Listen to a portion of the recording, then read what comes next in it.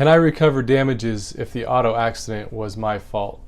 If Joe, a fictional character, is negligent, that means that he was not as careful as he should have been. Joe was driving while texting. In other words, he was not being as careful as he should have been. Because of his carelessness, he caused a car accident with Amy. Amy was being careful and was obeying all traffic laws. In this hypothetical story, Joe is 100% at fault. If Joe is injured, he cannot recover any money from Amy's insurance company. But what if Amy was not being as careful as she should have been either? What if Joe and Amy are both at fault? How does the law in Washington view this situation?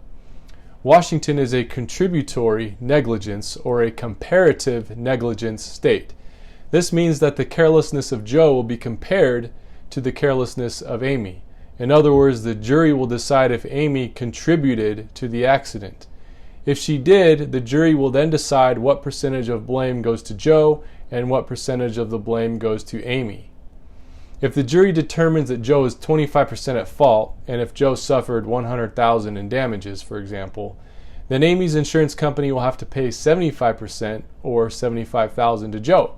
Joe cannot recover the 25% attributable to his carelessness, but he can still recover the 75% that was Amy's fault.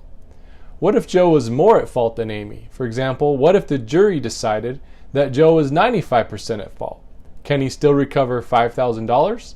Yes. In Washington, it does not matter if you are more at fault than the other driver. You can still recover a partial amount for your injuries and suffering. This is called pure comparative fault. This is different than many other states which do not allow an injured person to recover any money if they shoulder more blame than the other driver.